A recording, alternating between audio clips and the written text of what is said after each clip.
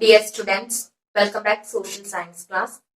ഹിസ്റ്ററിയിലെ fourth chapter British exploitation and resistance എന്ന് പറയുന്ന chapter ആണ് ഇനി നമുക്ക് ഡിസ്കസ് ചെയ്യാനുള്ളത്. നമുക്കറിയാം ഇന്ത്യ ബ്രിട്ടന്റെ കോളനി ആയിരുന്നു. സെക്കൻഡ് ചാപ്റ്ററിൽ നമ്മൾ കോളനൈസേഷൻ ഒക്കെ ഡിസ്കസ് ചെയ്തതാണ്. ഇന്ത്യ ബ്രിട്ടന്റെ കോളനി ആയിരുന്നു. ബ്രിട്ടൻ അതായത് ഇംഗ്ലീഷ് ഈസ്റ്റ് ഇന്ത്യ കമ്പനിയാണ് ഇന്ത്യയിൽ അവരുടെ പവർ എസ്റ്റാബ്ലിഷ് ചെയ്തത്. പിന്നീട് എന്താണ് ഇന്ത്യ ബ്രിട്ടന്റെ ഒരു കമ്പനി പവർ എസ്റ്റാബ്ലിഷ് ചെയ്തു. പിന്നീട് എന്താണ് ബ്രിട്ടൻ തന്നെ ഇന്ത്യയെ എന്താണ് കോളനിയാക്കി മാറ്റി അല്ലെ. ഈ ഒരു ടൈമിൽ ഈ ഒരു ഡ്യൂറേഷനിൽ എന്താണ് ധാരാളം പോളിസികള് ബ്രിട്ടീഷുകാര് നമ്മളുടെ ഇന്ത്യയിൽ ഇൻട്രൊഡ്യൂസ് ചെയ്തിട്ടുണ്ട്. ഈ പോളിസികളുടെ ഒക്കെ മെയിൻ എയിം എന്ന് പറയുന്നത് എന്താണ്? മാക്സിമം പ്രോഫിറ്റ് ഏൺ ചെയ്യാം അല്ലെ. ബ്രിട്ടീഷുകാർക്ക് മാക്സിമം പ്രോഫിറ്റ് കിട്ടുക എന്ന എയിമോട് കൂടിയിട്ടാണ് ബ്രിട്ടീഷുകാരെ അല്ലെങ്കിൽ ബ്രിട്ടൻ എന്താണ് ധാരാളം പോളിസികൾ ഇന്ത്യയിൽ ഇൻട്രൊഡ്യൂസ് ചെയ്തത്. പക്ഷെ ഈ പോളിസികളൊക്കെ എന്താണ് നമ്മൾ ഇന്ത്യക്കാരെ എസ്പെഷ്യലി ഫാമേഴ്സിനെയും ട്രൈബ്സിനെയും എന്താണ് ബാഡ്ലി ഇഫക്ട് ചെയ്തിട്ടുള്ള കാര്യങ്ങളായിരുന്നു. ഓക്കെ, ഈ ഒരു ചാപ്റ്ററിൽ നമ്മൾ എന്താണ് ബ്രിട്ടീഷിന്റെ എക്സ്പ്ലോയിറ്റേഷൻ, ഓക്കെ, ബ്രിട്ടീഷുകാരെ ഇന്ത്യക്കാരെ ചൂഷണം ചെയ്തത് എക്സ്പ്ലോയിറ്റ് ചെയ്തത് വിവിധ പോളിസികൾ ഇൻട്രൊഡ്യൂസ് ചെയ്തിട്ടാണ്. ഈ പോളിസികൾക്കെതിരെ ബ്രിട്ടന്റെ ഈ പോളിസികൾക്കെതിരായിട്ട് ഇന്ത്യയിലെ ട്രൈബ്സും പെസൻസും എന്താണ് സ്ട്രോങ് ആയിട്ടുള്ള ഒരു റെസിസ്റ്റൻസ് തന്നെ നടത്തിയിരുന്നു. ഓക്കെ, ഈ ഒരു ചാപ്റ്ററിൽ ബ്രിട്ടന്റെ എക്സ്പ്ലോയിറ്റേഷനും അതിനെതിരെ ഇന്ത്യക്കാർ നടത്തിയിട്ടുള്ള റെസിസ്റ്റൻസുമാണ് നമ്മൾ ഡിസ്കസ് ചെയ്യുന്നത്. ഓക്കെ, നിങ്ങളെ സ്ക്രീനിൽ കാണിക്കുന്ന പിക്ചർ നോക്കുക. ആ ഒരു പിക്ചറിൽ എന്താണ് നമ്മളുടെ ഇന്ത്യയിൽ എന്താണ് മേജർ പാർട്ടും ആരുടെ ഡയറക്റ്റ് കൺട്രോളിലായിരുന്നു? ബ്രിട്ടന്റെ ഡയറക്റ്റ് കൺട്രോൾ ആയിരുന്നു. ഇനി എന്താണ് ബ്രിട്ടന്റെ കയ്യിലല്ലാത്ത എന്താണ് റീജിയൻസിൽ നാറ്റീവ് പ്രിൻസസ് ആണ് റൂൾ ചെയ്തിരുന്നത്. പക്ഷെ ഈ നാറ്റീവ് പ്രിൻസസ് ആരുടെ കൺട്രോളിലായിരുന്നു? ബ്രിട്ടന്റെ കൺട്രോളിലായിരുന്നു എന്ന് നമ്മൾ മനസ്സിലാക്കുക. ഓക്കെ, 19th സെഞ്ചുറിയിൽ എന്താണ് നമ്മളുടെ ഇന്ത്യയിലെ മേജർ റീജിയനും ആരുടെ കയ്യിലായി? ബ്രിട്ടന്റെ കയ്യിലായി. ഓക്കെ, ഡിഫറെന്റ് ടൈപ്സ് എന്താണ് പോളിസീസ് അവർ ഇന്ത്യയിൽ ഇൻട്രൊഡ്യൂസ് ചെയ്തു. ഈ പോളിസികളുടെ ഇമ്പാക്ട് എന്തായിരുന്നു എന്നാണ് നമ്മൾ ഈ ഒരു ക്ലാസ്സിൽ ഡിസ്കസ് ചെയ്യുന്നത്. ഓക്കെ, ഈ ഒരു ക്ലാസ്സിൽ ഫസ്റ്റ് നമ്മൾ ഡിസ്കസ് ചെയ്യുന്നത് ബ്രിട്ടീഷ് റൂൾ എങ്ങനെയാണ് ഇന്ത്യൻ പെസൻസിനെയും ട്രൈബ്സിനെയും അഫക്ട് ചെയ്തതെന്നാണ്. Okay, how did the British rule affect the farmers and peasants? British rule destroyed the backbone of the farmers. Main reasons were the British land revenue system and commercialization of agriculture. See students, first നമ്മൾ discuss ചെയ്യുന്നത് British പോളിസികൾ എങ്ങനെയാണ് ഫാമേഴ്സിനെ effect ചെയ്തതെന്നാണ്. Okay, Indian ഫാമേഴ്സിനെ British പോളിസികൾ എങ്ങനെയാണ് effect ചെയ്തതെന്നാണ്. അതില് എന്താണ് agriculture സെക്ടറിൽ British introduce ചെയ്തിട്ടുള്ള 2 പോളിസീസ് ആണ്. അത് വളരെ ഇമ്പോർട്ടന്റ് ആണ്. ഫസ്റ്റ് വൺ എന്ന് പറയുന്നത് British land revenue systems. Okay, British land revenue system. Second one commercialisation of agriculture. Agriculture എന്താണ് കൊമേഴ്സ്യലൈസേഷൻ ചെയ്തു. ഓക്കെ, വ്യവസായവൽക്കരിച്ചു. ഫസ്റ്റ് നമ്മൾ ഡിസ്കസ് ചെയ്യുന്ന എന്താണ് British land revenue system. Britain എന്താണ് ഇന്ത്യയിലെ ഡിഫറെന്റ് ടാക്സ് എന്താണ് ലാൻഡ് റവന്യൂ സിസ്റ്റം, ഭൂനികുതി ടാക്സ് അല്ലെ. ലാൻഡ് റവന്യൂ എന്ന് പറഞ്ഞാല് എന്താണ് ലാൻഡിന് മേൽ കൊടുക്കുന്ന ടാക്സ് അല്ലെങ്കിൽ റവന്യൂ. ഓക്കെ, അങ്ങനെ വിവിധ തരത്തിലുള്ള എന്താണ് ലാൻഡ് റവന്യൂ സിസ്റ്റം എവിടെ ഇൻട്രൊഡ്യൂസ് ചെയ്തു? ഇന്ത്യയിൽ ഇൻട്രൊഡ്യൂസ് ചെയ്തു. ഇതൊക്കെ ഫാമേഴ്സിന് എന്താണ് വളരെ മോശമായിട്ടാണ് എഫക്ട് ചെയ്തത്. Okay, first we discuss the British land revenue system in India. British introduced 3 types of land revenue system in India. First one, permanent land revenue settlement. Second one, Rayatwari system. Third one, Mahalwari system. British ഇന്ത്യയിൽ introduce ചെയ്തിട്ടുള്ള major land revenue systems എന്ന് പറയുന്നത് first one permanent land revenue settlement ആണ്. Permanent land revenue settlement. Second one എന്ന് പറയുന്നത് Ryotwari system. Okay, and third one is Mahalwari system. Ryot എന്ന് പറഞ്ഞാൽ എന്താണ്? പെസൻസ് എന്നാണ് മീനിങ്, അല്ലെങ്കിൽ ഫാമർ എന്നാണ് റയറ്റ് എന്ന് പറഞ്ഞാൽ ഓർക്കുക. ഓക്കെ, ഫസ്റ്റ് നമുക്ക് എന്താണ് പെർമനന്റ് ലാൻഡ് റവന്യൂ സെറ്റിൽമെന്റിന്റെ ഫീച്ചേഴ്സ് എന്തൊക്കെയാണെന്ന് നോക്കാം. Permanent land revenue settlement. The permanent land revenue settlement is introduced by Lord Curzon in Bihar and Orissa. See, it was introduced by Lord Curzon in Bihar and Orissa. Okay, second one, tax collected by Zemindars. See, permanent land revenue സെറ്റിൽമെന്റിൽ tax ആരാണ് പെസൻസിന്റെ കയ്യിൽ നിന്ന് collect ചെയ്തിരുന്നത്? സെമീന്ദാർസ് ആണ്. Word മറക്കരുത്, zamindars. Okay, third one, zamindars were the owners of the entire land. Okay, entire ലാൻഡിന്റെ owner ആരായിരുന്നു? സെമീന്ദാർസ് ആയിരുന്നു. Actual farmers become tenants. Okay, ശരിക്കുള്ള ഫാമേഴ്സ് ആരായിരുന്നു? ടെനൻസ് ആയിരുന്നു, കുടിയാന്മാരായിരുന്നു. ഓക്കെ, ലാൻഡ് ഓണേഴ്സ് സെമീന്ദാർസ് ആയിരുന്നു. അതുപോലെ തന്നെയാണ് ആരാണ്? Land is collected by zamindars and actual farmers become tenants. Okay, next one, farmers were to pay up to 60% of production. See, farmers വീറ്റോ പാഡിയോ ഒക്കെ കൾട്ടിവേറ്റ് ചെയ്താല് അതിന്റെ എന്താണ് ആ കൾട്ടിവേഷന്റെ 60% റവന്യൂ ആയിട്ട് ആർക്ക് കൊടുക്കണമായിരുന്നു? സെമീന്ദാസിന് കൊടുക്കും. സെമീന്ദാസ് അത് ആർക്ക് കൊടുക്കണമായിരുന്നു? സെമീന്ദാസ് അത് ബ്രിട്ടീഷ് ഏജന്റിന് കൊടുക്കണം, ബ്രിട്ടീഷ് ഗവൺമെന്റിന് കൊടുക്കണം. Last one, tax was to paid in cash before the cut off date. Okay, അതുപോലെ തന്നെ പെർമനന്റ് ലാൻഡ് റവന്യൂ സെറ്റിൽമെന്റില് ടാക്സ് എന്താണ്? ക്യാഷ് ആയിട്ട് തന്നെ കൊടുക്കണം.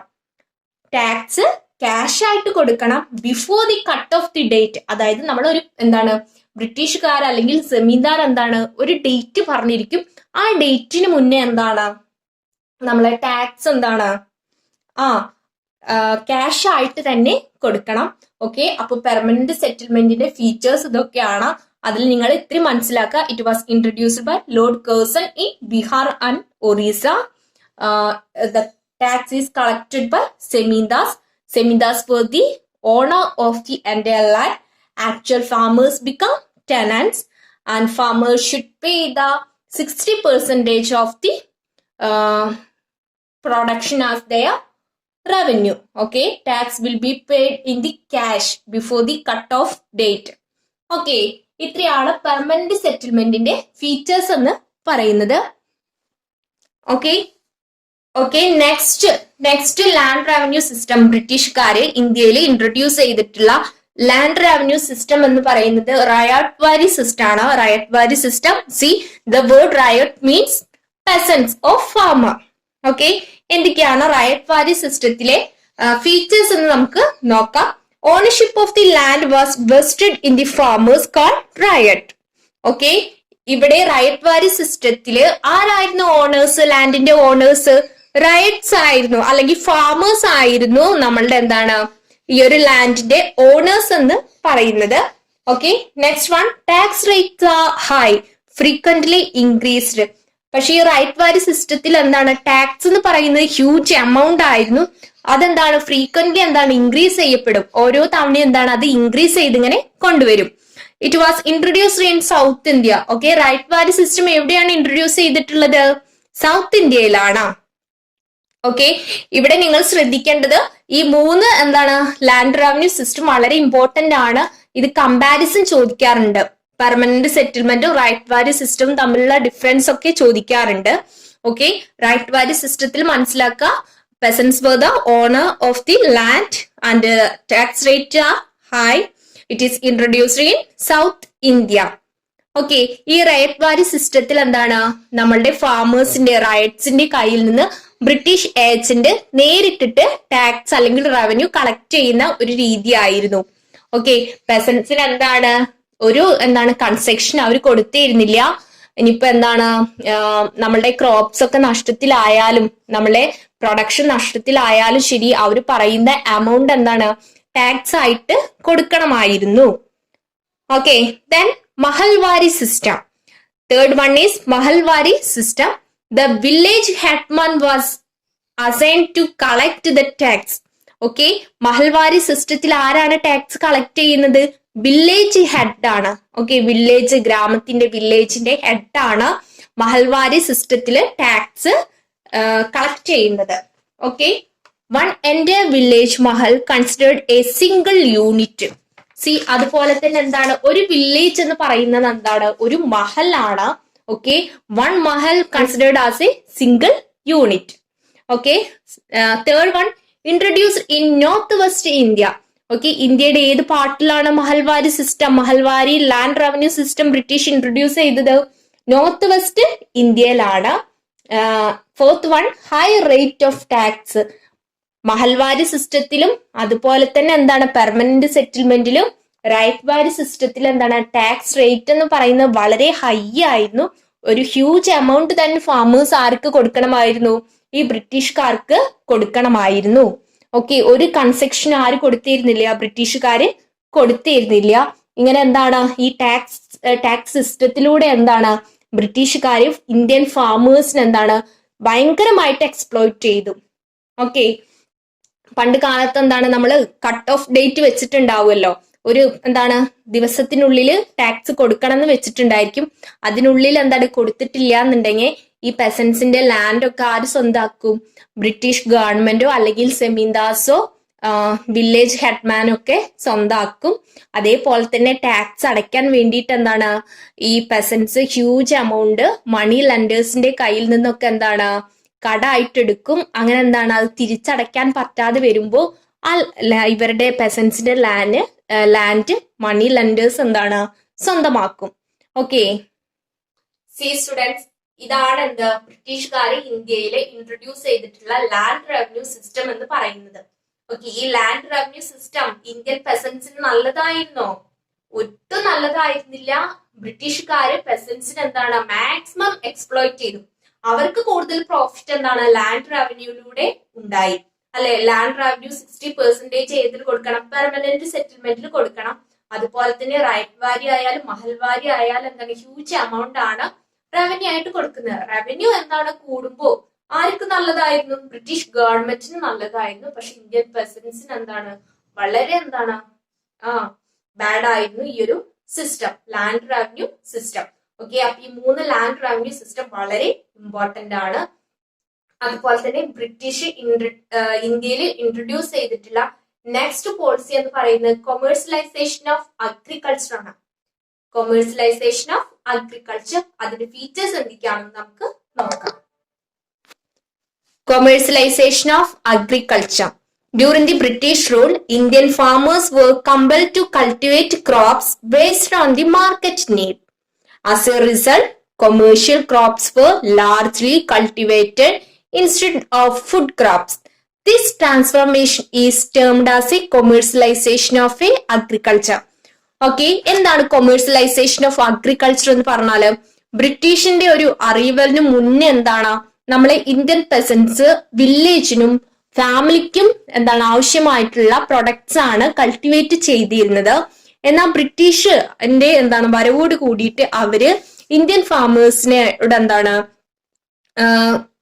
മാർക്കറ്റ് നീഡ്സിന് വേണ്ടിയിട്ടുള്ള ക്രോപ്സ് കൾട്ടിവേറ്റ് ചെയ്യാൻ കമ്പൽ ചെയ്തു. മാർക്കറ്റ് നീഡ്സ് എന്ന് പറഞ്ഞാല് എസ്പെഷ്യലി എന്താണ് ഇൻഡിഗോ, ഓക്കെ, ഇൻഡിഗോ, കോട്ടൺ തുടങ്ങിയിട്ടുള്ള ക്രോപ്സ് എന്താണ് കൾട്ടിവേറ്റ് ചെയ്യാന് ഇന്ത്യൻ പെസൻസിനെ ബ്രിട്ടീഷുകാർ കമ്പൽ ചെയ്തു. ഓക്കെ, ഈ കോട്ടനും ഇൻഡിഗോ ഒന്നും നമുക്ക് കഴിക്കാൻ പറ്റില്ലല്ലോ, എഡിബിൾ അല്ലല്ലോ. ഓക്കെ, ഇതിന്റെ ഒരു റിസൾട്ട് എന്ന് പറയുന്നത് എന്തായിരുന്നു?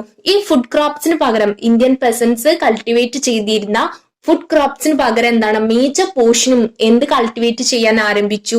കൊമേഴ്ഷ്യൽ ക്രോപ്സ് കൾട്ടിവേറ്റ് ചെയ്യാൻ ആരംഭിച്ചു. ഈ ഒരു എന്താണ് ഫുഡ് ക്രോപ്സിൽ നിന്നും കൊമേഴ്ഷ്യൽ ക്രോപ്സ് കൾട്ടിവേറ്റ് ചെയ്യുന്ന ഈ ഒരു ട്രാൻസ്ഫോർമേഷനെയാണ് നമ്മൾ എന്തെന്ന് പറയുന്നത്? കൊമേഴ്സ്യലൈസേഷൻ ഓഫ് അഗ്രികൾച്ചർ എന്ന് പറയുന്നത്. ഓക്കെ, സി, കൊമേഴ്സ്യലൈസേഷൻ ഓഫ് അഗ്രികൾച്ചറും അതുപോലെ തന്നെ ലാൻഡ് റവന്യൂ സിസ്റ്റവുമാണ് ബ്രിട്ടീഷുകാർ ഇന്ത്യയിൽ ഇൻട്രൊഡ്യൂസ് ചെയ്തിട്ടുള്ള 2 പോളിസീസ് എന്ന് പറയുന്നത്. ഈ 2 പോളിസീസ് എന്താണ് ഫാമേഴ്സുമായിട്ട് ഡിപ്പെൻഡഡ് ആണ്, അല്ലെ? ഫാമേഴ്സുമായിട്ട് റിലേറ്റഡ് ആണ് എന്ത് ലാൻഡ് റവന്യൂ സിസ്റ്റവും കൊമേഴ്സ്യലൈസേഷൻ ഓഫ് അഗ്രികൾച്ചർ എന്നും പറയുന്നത്. അതുപോലെ തന്നെ ബ്രിട്ടീഷ് റൂളിന്റെ സമയത്ത് കൂടുതൽ എക്സ്പ്ലോയിറ്റേഷൻ അനുഭവിച്ച മറ്റൊരു ഗ്രൂപ്പ് എന്ന് പറയുന്നത് ട്രൈബ്സ് ആണ്. ഓക്കെ, ട്രൈബ്സും എന്താണ് ബ്രിട്ടീഷുകാരുടെ റൂൾ സമയത്ത് എന്താണ് ധാരാളം എക്സ്പ്ലോയിറ്റേഷൻ ഫേസ് ചെയ്തിരുന്നു. ഓക്കെ, എന്താണ് ഇവരുടെ എക്സ്പ്ലോയിറ്റേഷൻ അല്ലെങ്കിൽ എന്താണ് ട്രൈബ്സ് എന്താണ് ബ്രിട്ടീഷുകാർക്കെതിരെ ധാരാളം റിവോൾട്ട്സ് ഒക്കെ നടത്തിയിട്ടുണ്ട്. എന്തായിരുന്നു ഈ ട്രൈബ്സ് ഇങ്ങനെ റിവോൾട്ട് നടത്താനും ബ്രിട്ടീഷ് പോളിസീസ് എങ്ങനെയാണ് ട്രൈബ്സിനെ എഫക്ട് ചെയ്തതെന്ന് നമുക്ക് നോക്കണം. ഓക്കെ, പെസൻസിന് ഈ പോളിസീസ് എങ്ങനെയാണ് എഫക്ട് ചെയ്തത് എന്നുള്ളത് നിങ്ങൾക്ക് മനസ്സിലായിട്ടുണ്ടായിരിക്കും. ഓക്കെ, രണ്ട് പോളിസീസ് എന്താണ് പെസൻസിനെ ബാഡ്ലി ആണ് എഫക്ട് ചെയ്യുന്നത്. അവർക്ക് നല്ലതാണോ? അല്ല. ഇനി ട്രൈബ്സിനെ ബ്രിട്ടീഷ് പോളിസീസ് എങ്ങനെയാണ് ട്രൈബ്സിനെ എഫക്ട് ചെയ്തതെന്ന് നമുക്ക് നോക്കാം. എന്തായിരുന്നു ബ്രിട്ടീഷ് റൂളിന്റെ സമയത്ത് ഇന്ത്യൻ ട്രൈബ്സിന്റെ ഒരു കണ്ടീഷൻ എന്ന് നമുക്ക് അറിയണം. Okay, the exploitation faced by tribal groups in India. Gathering forest produce, cattle rearing, shifting cultivation and hunting were the major means of livelihood of tribal communities in India. Okay, ഇന്ത്യയിലെ tribal കമ്മ്യൂണിറ്റീസിന്റെ main livelihood എന്ന് പറയുന്നത് കാറ്റിൽ rearing ആണ്. അതുപോലെ എന്താണ് gathering forest commodities, then shifting cultivation. Shifting cultivation എന്ന് പറയുന്നത് എന്താണ് മാറ്റകൃഷിയാണ്. ഈ ഒരു ട്രൈബ്സ് എന്താണ് ഒരു സ്ഥലത്ത് ഒരു പ്ലേസിൽ എന്താണ് കൾട്ടിവേറ്റ് ചെയ്യും, പിന്നീട് എന്താണ് നെക്സ്റ്റ് സീസൺ വരുമ്പോൾ ആ ഒരു ഭാഗത്ത് തന്നെ അവർ കൾട്ടിവേറ്റ് ചെയ്യില്ല, വേറെ സ്ഥലത്താണ് അവർ കൾട്ടിവേറ്റ് ചെയ്യുക. അതാണ് ഷിഫ്റ്റിംഗ് കൾട്ടിവേഷൻ എന്ന് പറയുന്നത്. ഓക്കെ, ഇതൊക്കെ ആയിരുന്നു അവരുടെ മെയിൻ ലീവ്ലിഹുഡ് എന്ന് പറയുന്നത്. The British forest act made their life miserable. Okay, അങ്ങനെ ബ്രിട്ടീഷുകാർ ഇന്ത്യയിൽ വന്നതോട് കൂടിയിട്ട് എന്താണ് ബ്രിട്ടീഷ് ഫോറസ്റ്റ് ആക്ട് പാസ്സാക്കി. It made their life is miserable. Okay, British government British forest act പാസ്സാക്കിയതോട് കൂടിയിട്ട് ട്രൈബ്സിന്റെ ലൈഫ് എന്താണ് മോർ മിസറബിൾ ആയിട്ട് മാറി. They were prohibited to enter forest and the British declare forest as protected. Okay, ബ്രിട്ടീഷുകാര് British forest act പാസ്സാക്കി. അതുമൂലം എന്താണ് tribes are prohibited to enter the forest. Okay, ട്രൈബ്സിനൊന്നും എന്താണ് ഫോറസ്റ്റിന്റെ ഉള്ളിലേക്ക് എന്താണ് എൻറ്റർ ചെയ്യുന്നൊക്കെ എന്താണ് പ്രൊഹിബിറ്റ് ചെയ്തു. അവർക്കൊന്നും ഫോറസ്റ്റിലേക്ക് കടക്കാൻ പറ്റാതെ ആയി. അവരെന്താണ് ബ്രിട്ടീഷുകാർ പറഞ്ഞു ഞങ്ങൾ ഫോറസ്റ്റ് ഒക്കെ എന്താണ് പ്രൊട്ടക്റ്റഡ് ഏരിയ ആക്കി മാറ്റി എന്ന് പറഞ്ഞു. Okay, the British levied tax at higher rates on the forest produce. This situation led the tribes to fight against the British.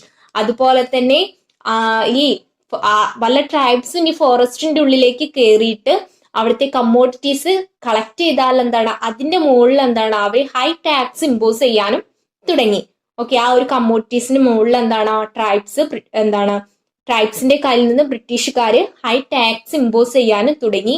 അങ്ങനെയാണ് ഇന്ത്യൻ പെസൻസ് മാർക്കെതിരെ എന്താണ് പ്രൊട്ടസ്റ്റ് ചെയ്യാൻ ആരംഭിച്ചത്, ബ്രിട്ടീഷുകാർക്കെതിരെ പ്രൊട്ടസ്റ്റ് ചെയ്യാൻ വേണ്ടി ആരംഭിച്ചത്. Okay students, British forest act പ്രകാരം എന്താണ് ഇന്ത്യൻ ട്രൈബ്സിന് ഫോറസ്റ്റിലേക്ക് എന്താണ് എൻട്രി ചെയ്യാൻ കഴിയാതെ വന്നു.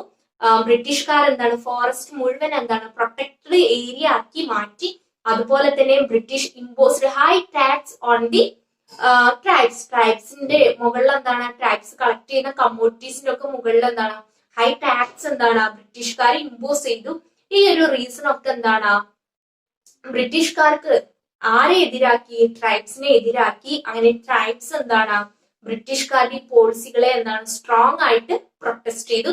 ഓക്കെ, അപ്പോ ബ്രിട്ടീഷ് റൂളിന്റെ ടൈമില് ഇന്ത്യൻ പെസൻസിന്റെ കണ്ടീഷൻ എന്താണെന്ന് നിങ്ങൾക്ക് മനസ്സിലാക്കി. എന്തൊക്കെയായിരുന്നു ലാൻഡ് റവന്യൂ സിസ്റ്റത്തിലൂടെയും കൊമേഴ്സ്യലൈസേഷൻ ഓഫ് അഗ്രികൾച്ചറിലൂടെയും എന്താണ് ഇന്ത്യൻ പെസൻസിനെ ബ്രിട്ടീഷുകാരെ എക്സ്പ്ലോയിറ്റ് ചെയ്തു. അതുപോലെ തന്നെ ഇന്ത്യൻ ട്രൈബ്സിന് എന്താണ് ഏത് ആക്ടിലൂടെയാണ് ബ്രിട്ടീഷ് ഫോറസ്റ്റ് ആക്ടിലൂടെയും ആര് എക്സ്പ്ലോയിറ്റ് ചെയ്തു, ബ്രിട്ടീഷുകാരെ എക്സ്പ്ലോയിറ്റ് ചെയ്തു. ഓക്കെ, ഈ ഇന്ത്യൻ ട്രൈബ്സും അതുപോലെ തന്നെ ഇന്ത്യൻ പെസൻസ് എന്താണ് ബ്രിട്ടീഷുകാർക്കെതിരായിട്ട് സ്ട്രോങ് റെസിസ്റ്റൻസ് നടത്തി, സ്ട്രോങ് റിവോൾട്ട്സ് നടത്തിയിട്ടുണ്ട് ഇന്ത്യയില്. ഓക്കെ, അപ്പൊ ഇന്ത്യയില് ബ്രിട്ടീഷിനെതിരായിട്ട് എന്താണ് കണ്ടക്ട് ചെയ്യപ്പെട്ടിട്ടുള്ള റിവോൾട്ട് ഏതൊക്കെയാണെന്നാണ് ഇനി നമുക്ക് നോക്കാനുള്ളത്. ഓക്കെ, ഇത്രയും ഭാഗം നിങ്ങൾക്ക് ക്ലിയർ ആയില്ലേ? ഇനി നമുക്ക് ബ്രിട്ടീഷുകാർക്കെതിരെ ഇന്ത്യൻ പെസൻസും ട്രൈബ്സും ലീഡ് ചെയ്തിട്ടുള്ള റിവോൾട്ട് ഏതൊക്കെയാണെന്ന് നോക്കാം. സി ഫസ്റ്റ് നമ്മൾ ഡിസ്കസ് ചെയ്യുന്നത് ഇൻഡിഗോ റിവോൾട്ട് ആണ്. ഇൻഡിഗോ എന്ന് പറയുന്നത് നിങ്ങൾക്ക് അറിയാം എന്താണ്, ഒരു കളറാണ് അല്ലെ. ആൻഷ്യൻ ടൈമിൽ എന്താണ് ഡ്രസ്സിലൊക്കെ എന്താണ് കളർ ചേർക്കാൻ വേണ്ടി ഉപയോഗിച്ചിരുന്ന ഒരു ക്രോപ്പാണ് ഇൻഡിഗോ എന്ന് പറയുന്നത്. ഇൻഡിഗോ റിവോൾട്ട് എന്ന് പറയുന്നത് ഒരു പെസൻസ് റിവോൾട്ട് ആയിരുന്നു. ബംഗാളിലാണ് ഈ റിവോൾട്ട് ഉണ്ടായിട്ടുള്ളത്. എന്തൊക്കെയാണ് ഇൻഡിഗോ റിവോൾട്ടിന്റെ റീസൺസ്, അതിന്റെ എൻഡിങ് എങ്ങനെയായിരുന്നു എന്നീ കാര്യങ്ങൾ നമുക്ക് നോക്കാം. IndiGo revolt. With the Industrial Revolution in 19th century in England, textile industry strengthened and the demand for indigo was increased. See, നമുക്കറിയാം 19th സെഞ്ചുറിയിലെ ഇംഗ്ലണ്ടിൽ എന്താണ് ഇൻഡസ്ട്രിയൽ റവല്യൂഷൻ ഉണ്ടായി. ഓക്കെ, ഇതിന്റെ പാർട്ടായിട്ട് എന്താണ് ടെക്സ്റ്റൈൽ ഇൻഡസ്ട്രിയിൽ ഒരു ബൂം തന്നെ ഉണ്ടായി. ആ ഒരു ടൈമിൽ എന്താണ് ഇൻഡിഗോ എന്ന് പറയുന്ന ഈ ക്രോപ്പിന് എന്താണ് നല്ല ഡിമാൻഡ് ഉണ്ടായി. കാരണം ഡ്രസ്സിലൊക്കെ എന്താണ് കളർ ചേർക്കണം അല്ലെ, അപ്പൊ ഇൻഡിഗോ ആവശ്യമായിട്ട് വന്നു. Okay, the British gov the Indian farmers A good amount as advance for the cultivation of indigo and compelled to cultivate indigo at the most fertile part of land. Okay, അങ്ങനെ Indian ഫാമേഴ്സിന് എന്താണ് ബ്രിട്ടീഷുകാര് ഒരു amount എന്താണ് advance ആയിട്ട് നൽകിക്കൊണ്ട് അവരുടെ എന്താണ് ഫീൽഡിലൊക്കെ major എന്താണ് അവരുടെ ഫീൽഡിന്റെ മേജർ പാർട്ടിൽ തന്നെ ഇൻഡിഗോ കൾട്ടിവേറ്റ് ചെയ്യാൻ വേണ്ടിയിട്ട് കമ്പൽ ചെയ്തു. ഓക്കെ, അവിടെ നമുക്ക് കൊമേഴ്സ്യലൈസേഷൻ ഓഫ് അഗ്രികൾച്ചർ ആണ്. ഫുഡ് ക്രോപ്സിന് പകരം കൊമേഴ്ഷ്യൽ ക്രോപ്സ് കൾട്ടിവേറ്റ് ചെയ്യാൻ ബ്രിട്ടീഷുകാർ കമ്പൽ ചെയ്തു. ഈ ഇൻഡിഗോ കൾട്ടിവേറ്റ് ചെയ്യാൻ വേണ്ടിയിട്ട് ഇന്ത്യൻ പെസൻസിനെ കമ്പൽ ചെയ്തു. Okay, due to the interference of the British agents in the time of harvesting season, the farmers received only a lower price for indigo.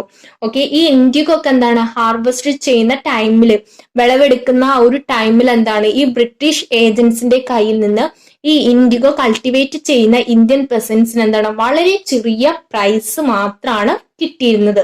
Okay, artificial colours were invented, the indigo become obsolete.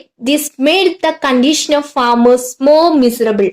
Okay, ഇങ്ങനെ എന്താണ് നമ്മളെ യൂറോപ്പിൽ തന്നെ artificial colours ഒക്കെ എന്താണ് നമ്മൾ കണ്ടെത്തുകയും അതുമൂലം എന്താണ് ഇന്ത്യൻ ഇൻഡിഗോയ്ക്ക് എന്താണ് ഡിമാൻഡ് കുറഞ്ഞു. കാരണം ആർട്ടിഫിഷ്യൽ കളേഴ്സ് കണ്ടെത്തി. ഓക്കെ, ഇതൊക്കെ കൂടി ആയപ്പോഴെന്താണ് ഇന്ത്യൻ ഇൻഡിഗോ പെസൻസിന്റെ എന്താണ് കണ്ടീഷൻ മോർ മിസറബിൾ ആയിട്ട് മാറി. ഓക്കെ, അവർക്ക് ഇൻഡിഗോയ്ക്ക് എന്താണ് വില കിട്ടാതെയായി. അവര് എന്താണ് കൾട്ടിവേറ്റ് ചെയ്ത ഇൻഡിഗോ ആർക്കും വേണ്ടാതെയായി. ഓക്കെ, അവർക്ക് എന്താണ് ഒന്നിനും എന്താണ് പറ്റാത്ത ഒരു അവസ്ഥ വന്നു. ഓക്കെ, അങ്ങനെ ഇരിക്കെ എന്താണ്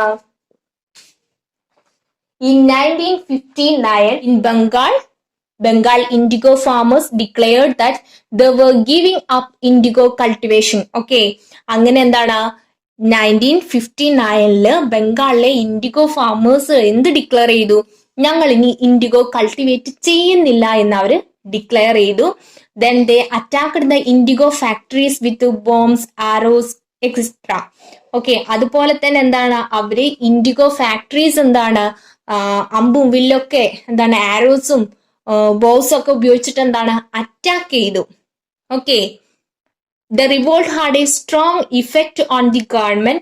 Government immediately appointed a commission to study the problems of indigo farmers. The commission found that the indigo farming was uneconomic and proposed to stop it. Okay, ഈ ഒരു ബംഗാളിലെ എന്താണ് ഇൻഡിഗോ പെസൻസ് എന്താണ് ഞങ്ങൾ ഇനി ഇൻഡിഗോ കൾട്ടിവേറ്റ് ചെയ്യുന്നില്ല എന്ന് പറഞ്ഞ് ഇൻഡിഗോ ഫാക്ടറീസ് ഒക്കെ അറ്റാക്ക് ചെയ്തു.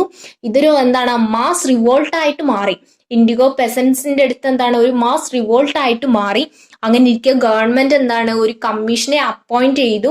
എന്താണ് ഈ ഇൻഡിഗോ പെസൻസിന്റെ കണ്ടീഷൻ അല്ലെങ്കിൽ എന്താണ് അവരുടെ ആവശ്യം, ഓക്കെ, അതൊക്കെ അറിയാൻ വേണ്ടിയിട്ട് അവരൊരു കമ്മീഷൻ അപ്പോയിന്റ് ചെയ്തു. ഈ കമ്മീഷൻ പ്രപ്പോസ് ചെയ്തത് എന്തായിരുന്നു? ഈ ഒരു ഇൻഡിഗോ കൾട്ടിവേഷൻ അൺഇക്കണോമിക് ആണ്, അതെന്താണ് സ്റ്റോപ്പ് ചെയ്യണമെന്ന് പറഞ്ഞു. അതോട് കൂടിയിട്ട് എന്താണ് ബ്രിട്ടീഷുകാർ ഇന്ത്യയിലെ ഇൻഡിഗോ കൾട്ടിവേഷൻ സ്റ്റോപ്പ് ചെയ്യുകയും ഈ ഇൻഡിഗോ റിവോൾട്ട് എന്താണ് ലാസ്റ്റ് ചെയ്യുകയും ചെയ്തു. ഓക്കെ, അപ്പൊ ഇൻഡിഗോ റിവോൾട്ട് എന്ന് പറഞ്ഞാൽ എന്തായിരുന്നു? 1959 ബംഗാളിലെ ഇൻഡിഗോ പെസൻസ് എന്താണ് ബ്രിട്ടീഷുകാർക്കെതിരെ നടത്തിയിട്ടുള്ള ഒരു റിവോൾട്ടാണ് ഇൻഡിഗോ റിവോൾട്ട് എന്ന് പറയുന്നത്. അതിന്റെ റീസൺ എന്ന് പറയുന്നത് എക്സ്പ്ലോയിറ്റേഷൻ ഓഫ് ബ്രിട്ടീഷ് റൂൾ ആയിരുന്നു അല്ലെ, ബ്രിട്ടീഷുകാരുടെ എക്സ്പ്ലോയിറ്റേഷൻ ആയിരുന്നു, കൊമേഴ്സ്യലൈസേഷൻ ഓഫ് അഗ്രികൾച്ചർ ആയിരുന്നു ഇതിന്റെയൊക്കെ റീസൺ എന്ന് പറയുന്നത്. സി സ്റ്റുഡൻസ്, ഇൻഡിഗോ റിവോൾട്ടിന്റെ റീസണും അതുപോലെ തന്നെ അതിന്റെ ഒരു ലാസ്റ്റ് ഒരു എൻഡിങ് എന്താണ് മനസ്സിലാക്കി വെക്കുക. ഇൻഡിഗോ റിവോൾട്ട് എന്ന് പറയുന്നത് പെസന്റ് റിവോൾട്ട് ആണ്. 1859 ബംഗാളിലെ ഇൻഡിഗോ പെസൻസ് ആണ് ഈ റിവോൾട്ട് സ്റ്റാർട്ട് ചെയ്തത്. അതിന്റെ റീസൺ എന്താ നമുക്കറിയാം, കൊമേഴ്സ്യലൈസേഷൻ ഓഫ് അഗ്രികൾച്ചർ ആണ് അതിന്റെ റീസൺ.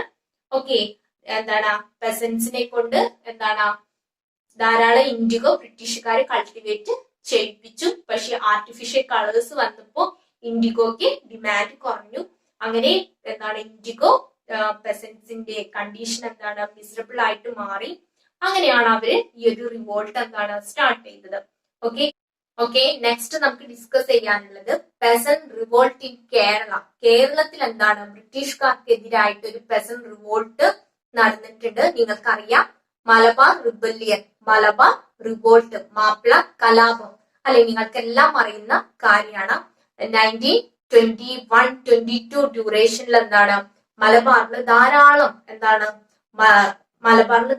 എന്താണ് പെസന്റ് റിവോൾട്ട് നടന്നിട്ടുണ്ട്. ഈ പെസന്റ് റിവോൾട്ടിനെ ഒക്കെയാണ് നമ്മൾ മലബാർ റിവോൾട്ട്, മലബാർ റിബല്യൻ എന്നിങ്ങനെ വിളിക്കുന്നത്. ഓക്കെ, മലബാറിൽ ഇങ്ങനെ ഒരു പെസന്റ് റിവോൾട്ട് ബ്രിട്ടീഷുകാർക്കെതിരെ നടക്കാനുണ്ടായ റീസൺസ് എന്തൊക്കെയാണെന്ന് നമുക്ക് നോക്കാം. പെസൻസ് revolt in Kerala. It was the exploitation and suppression of the landlords and British that led to the revolt in Malabar. Okay, see, മലബാറിൽ ഒരു പെസന്റ് റിവോൾട്ട് ഉണ്ടാകാനുള്ള മേജർ റീസൺ എന്ന് പറയുന്നത് എന്താണ്, ലാൻഡ് ലോഡ്സിന്റെ ഭൂമിയുടെ എന്താണ് ഓണേഴ്സ് ആണ് ലാൻഡ് ലോഡ്സ് എന്ന് പറയുന്നത്. അവരുടെയും ബ്രിട്ടീഷിന്റെയും എന്താണ് എക്സ്പ്ലോയിറ്റേഷനും സപ്രഷനുമാണ്. സി, നമ്മളുടെ എന്താണ് മലബാർ പെസൻസിലെ മലബാറിലെ പെസൻസ് മെജോറിറ്റി പെസൻസ് എന്താണ് മുസ്ലിംസ് ആയിരുന്നു. അതുകൊണ്ടാണ് അവരെ മാപ്പിളമാർ എന്ന് വിളിക്കുന്നത്, മാപ്പിളാസ് എന്ന് വിളിക്കുന്നത്. ഓക്കെ, ഈ ഒരു മലബാറിലെ മുസ്ലിം പെസൻസിന് എന്താണ് ലാൻഡ് ലോഡ്സും അതുപോലെ ബ്രിട്ടീഷുകാരും എക്സ്പ്ലോയിറ്റ് ചെയ്യുകയും സപ്രസ് ചെയ്യുകയും ചെയ്തിരുന്നു. ഇതിനെതിരെയാണ് മലബാറിൽ പെസന്റ് റിവോൾട്ട് ഉണ്ടായിട്ടുള്ളത്. ഓക്കെ, സി സ്റ്റുഡൻസ്, കേരളത്തിലെ മാപ്പിള റിവോൾട്ടിന്റെ മലബാർ റിവോൾട്ടിന്റെ മേജർ റീസൺ എന്ന് പറയുന്നത് exploitation and suppression of the landlords and British അല്ലെ, ബ്രിട്ടീഷുകാരുടെ ലാൻഡ് ലോഡ്സിന്റെ എന്താണ് എക്സ്പ്ലോയിറ്റേഷൻ ആണ് ഈ ഒരു മലബാർ റിവോൾട്ടിന്റെ മേജർ റീസൺ ആയിട്ട് പറയുന്നത്. ഈ ഒരു മലബാറിലെ പെസൻസ് മെജോറിറ്റി പെസൻസ് മാപ്പിളാസ് ആയിരുന്നു, മുസ്ലിം കമ്മ്യൂണിറ്റിയിൽ പെട്ടവരായിരുന്നു.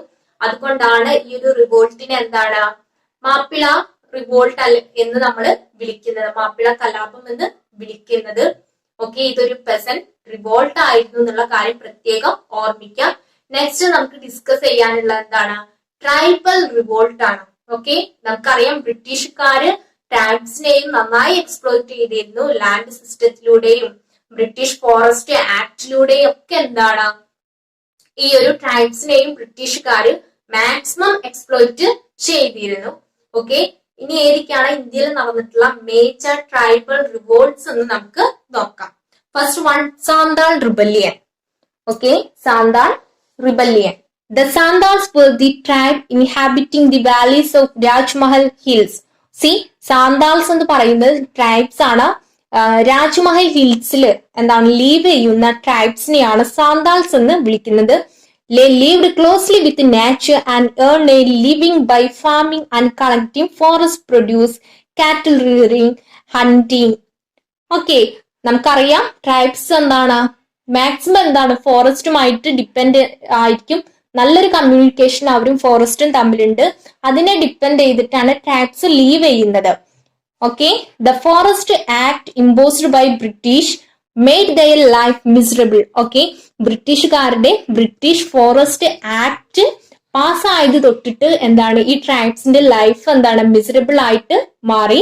They were prohibited to enter the forest and the British declared forest as protected. Okay, British forest act പ്രകാരം എന്താണ് ഈ ഒരു ട്രൈബ്സിനൊക്കെ എന്താണ് ഫോറസ്റ്റിലേക്ക് എന്താണ് കടക്കുന്നത് പ്രൊഹിബിറ്റ് ചെയ്തു. Okay, the forests were the abundant with trees required by the British were declared as protected forest. അതുപോലെ തന്നെ അവർ ലീവ് ചെയ്തിരുന്ന ഫോറസ്റ്റിനെ അവരെന്താണ് പ്രൊട്ടക്റ്റഡ് ഫോറസ്റ്റ് ആക്കി മാറ്റുകയും ചെയ്തു. സി, അതുപോലെ തന്നെ the British levied a tax at higher rates on the forest produce collected by the tribes. അതുപോലെ തന്നെ ബ്രിട്ടീഷുകാരെന്താണ് ഈ ട്രൈബ്സ് കളക്ട് ചെയ്തിട്ടുള്ള കമ്മോഡിറ്റീസ്, ഫോറസ്റ്റ് കമ്മോഡിറ്റീസിന്റെ മുകളിൽ ഹൈ ടാക്സും ഇമ്പോസ് ചെയ്തു. ഓക്കെ, ഇതൊക്കെയാണ് സാന്താൾസ് എന്ന് പറയുന്ന ട്രൈബ്സിന്റെ റിവോൾട്ടിലേക്ക് ലീഡ് ചെയ്തത്. ഓക്കെ, ഇങ്ങനെ എന്താണ് ബ്രിട്ടീഷുകാരുടെ ഈ ഒരു എക്സ്പ്ലോയിറ്റേഷൻ, ടാക്സ് ഇമ്പോസ് ചെയ്ത് എക്സ്പ്ലോയിറ്റ് ചെയ്തു, അതുപോലെ തന്നെ ബ്രിട്ടീഷ് ഫോറസ്റ്റ് ആക്ട് ഇമ്പോസ് ചെയ്ത് എക്സ്പ്ലോയിറ്റ് ചെയ്തു. ഇതൊക്കെ എന്താണ് എന്തിന് റീസൺ ആയിട്ട് മാറി? സാന്താൾ റിവോൾട്ടിന് റീസൺ ആയിട്ട് മാറി. അങ്ങനെ സാന്താൾസ് എന്ന് പറയുന്ന എന്താണ് ട്രൈബ്സ് ബ്രിട്ടീഷുകാർക്കെതിരെ ഒരു സ്ട്രോങ് റിവോൾട്ട് തന്നെ നടത്തി. നിങ്ങൾക്ക് എന്താണ് സാന്താൾ റിബല്യനിലെ ലീഡേഴ്സിനെ അറിയാം, കാനുവും സിദ്ധുവും. നിങ്ങൾ എന്താണ് പ്രീവിയസ് ക്ലാസ്സുകളിൽ അവരെ പറ്റിയിട്ട്, രണ്ട് ബ്രദേഴ്സ് ആണ് കാനുവും സിദ്ധു എന്ന് പറയുന്നത്. അവരാണ് സാന്താൾ റിബല്യൻ മെയിൻ ലീഡേഴ്സ് എന്ന് പറയുന്നത്. ഓക്കെ, ഫൈനലി എന്താണ് ഈ ഒരു റിബല്യനെ ബ്രിട്ടീഷുകാര് സപ്രസ് ചെയ്യാണ് ചെയ്തത്. ഓക്കെ, അപ്പോൾ സാന്താൾസ് എന്ന് പറയുന്നത് ഇന്ത്യയിൽ ബ്രിട്ടീഷുകാർക്കെതിരെ നടന്നിട്ടുള്ള ഒരു ട്രൈബൽ റിവോൾട്ട് ആണ്. Okay, next revolt is Kurichya revolt. Okay, Kurichya revolt എവിടെയാണ് നടന്നിട്ടുള്ളത്? നമുക്കറിയാം, നമ്മളുടെ നാട്ടില് അല്ലെ കേരളത്തിലാണ് കുറിച്യ റിവോൾട്ട് നടന്നിട്ടുള്ളത്. Okay, it was organized by the Kurichas and Kurumpas tribes of Wayanad in 1912. Okay, 1912 എന്താണ് വയനാട് ഫോറസ്റ്റിൽ എന്താണ് കുറിച്യ കുറുമ്പ എന്ന് പറയുന്ന ട്രൈബ്സ് ആണ് കുറിച്യ റിവോൾട്ട് നടത്തിയിട്ടുള്ളത് ബ്രിട്ടീഷുകാർക്കെതിരെ. ഈ ഒരു കുറിച്യ റിവോൾട്ടിന്റെ റീസൺസ് എന്തൊക്കെയാണെന്ന് നോക്കാം. First one, imposition of excessive tax by the British. ബ്രിട്ടീഷുകാര് കുറിച്യ കുറുമ്പ ട്രൈബ്സിന്റെ മുകളിൽ ഹെവി ടാക്സ് ഇമ്പോസ് ചെയ്തു. അതെന്തിന്റെ റീസണായി മാറി? കുറിച്യ റിവോൾട്ടിന്റെ റീസണായി മാറി. Then compulsion for the paying tax in cash. Okay, heavy tax impose ചെയ്യുകയും ചെയ്തു. അതുപോലെ തന്നെ ഈ ട്രൈബ്സിനോട് ടാക്സ് എന്താണ് ക്യാഷ് ആയിട്ട് പെയ്ഡ് ചെയ്യാനും പറഞ്ഞു. ഓക്കെ, നമുക്കറിയാം ഈ ട്രൈബ്സ് എന്ന് പറയുന്നത് എന്താണ് ഫോറസ്റ്റിലെ കമ്മോഡിറ്റീസ് ഒക്കെ കളക്ട് ചെയ്തിട്ടാണ് ലീവ് ചെയ്യുന്നത്. അവരുടെ കയ്യിൽ ക്യാഷ് ഉണ്ടാവില്ല. പക്ഷേ ആ ഒരു ടാക്സ് ക്യാഷ് ആയിട്ട് തന്നെ വേണമെന്ന് ബ്രിട്ടീഷ് കമ്പൽ ചെയ്തു. Then seizing of agriculture land for no payment of tax.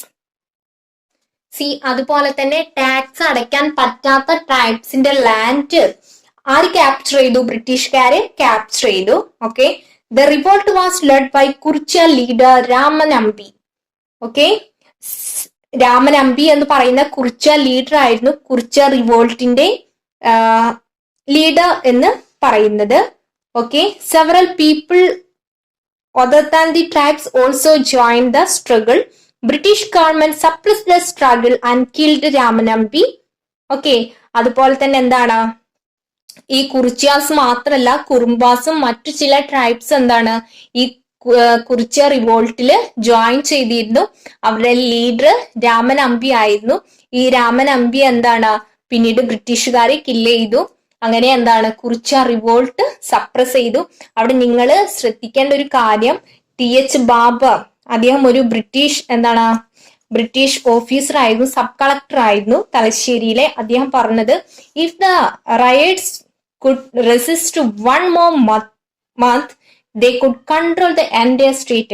ഒരു മാസം കൂടി ഈ കുറിച്യ ട്രൈബ്സിന് എന്താണ് അറ്റാക്ക് കൊണ്ടുപോവാൻ കഴിഞ്ഞിരുന്നെങ്കിൽ ആ ഒരു വയനാട് സ്റ്റേറ്റ് തന്നെ അവർ സ്വന്തമാക്കുമായിരുന്നു. അപ്പൊ നിങ്ങൾ ഇത്രയും മനസ്സിലാക്കുക, ആ ഒരു കുറിച്യ റിവോൾട്ടിന്റെ എന്താണ് സ്ട്രോങ് എത്ര ആയിരുന്നു, അവർ എത്ര നന്നായിട്ടാണ് ഈ ഒരു ബ്രിട്ടീഷുകാർക്ക് അവരുടെ എന്താണ് വെപ്പൺസ് ഒക്കെ ആയിട്ട് അവർ റെസിസ്റ്റ് ചെയ്തിരുന്നെന്ന് നിങ്ങൾ മനസ്സിലാക്കുക. ഓക്കെ, അതുപോലെ തന്നെ ഇന്ത്യയിൽ നടന്നിട്ടുള്ള മറ്റു ട്രൈബൽ റിവോൾട്ട് ആണ്, ട്രൈബ്സ് നടത്തിയിട്ടുള്ള റിവോൾട്ട്സ് എന്ന് പറയുന്നത് പഹാരിയ റിബല്യൻ ആണ്. Then Kol rebellion, Khasi rebellion, Bhil rebellion, Munda rebellion. Okay, ഈ ഒരു എന്താണ് ട്രൈബ്സും കൂടി, ട്രൈബൽ റിബലിയൻ കൂടി ബ്രിട്ടീഷുകാർക്കെതിരെ ഇന്ത്യയിൽ നടന്നിട്ടുണ്ട്. ഓക്കെ ഡിയർ സ്റ്റുഡൻസ്, ഇന്നത്തെ ക്ലാസ്സിൽ നമ്മൾ ഡിസ്കസ് ചെയ്തത് എന്തൊക്കെയായിരുന്നു? ബ്രിട്ടീഷുകാരെ ഇന്ത്യയിൽ കൊണ്ടുവന്നിട്ടുള്ള land revenue system, then commercialisation of agriculture, then British forest act. അതിനുശേഷം നമ്മൾ എന്താണ് ട്രൈബ്സും പെസൻസും ബ്രിട്ടീഷുകാർക്കെതിരെ കണ്ടക്ട് ചെയ്തിട്ടുള്ള റിവോൾട്ട് നമ്മൾ ഡിസ്കസ് ചെയ്തു. ഏതൊക്കെയായിരുന്നു revolt? First one indigo revolt, അതൊരു പെസന്റ് റിവോൾട്ട് ആയിരുന്നു. ദെൻ കേരളത്തിൽ നടന്നിട്ടുള്ള മലബാർ റിബലിയൻ, അതൊരു പെസൻസ് റിബലിയൻ ആയിരുന്നു. ദെൻ സാന്താൾ റിബലിയൻ, അതൊരു ട്രൈബൽ റിവോൾട്ട് ആയിരുന്നു. ട്രൈബ്സ് നടത്തിയിട്ടുള്ള റിവോൾട്ടാണ് ബ്രിട്ടീഷുകാർക്കെതിരെ. ദെൻ എന്താണ് കുറിച്യ റിവോൾട്ട്, കേരളത്തിലെ വയനാട്ടിലെ കുറിച്യാസ് കണ്ടക്ട് ചെയ്താണ് കുറിച്യ റിവോൾട്ട്. ഓക്കെ, അതുപോലെ തന്നെ മറ്റു ട്രൈബ്സ് എന്താണ് ബ്രിട്ടീഷുകാർക്കെതിരെ റിവോൾട്ട് കണ്ടക്ട് ചെയ്തിട്ടുണ്ട്. അതും കൂടി മനസ്സിലാക്കി വെക്കാം. ഇന്നത്തെ ക്ലാസ്സിൽ എന്തെങ്കിലും ഡൗട്ട് ഉണ്ട് എന്നുണ്ടെങ്കിൽ ക്ലിയർ ചെയ്യാം, ഷോർട്ട് നോട്ട് പ്രിപ്പയർ ചെയ്യാം. Thank you.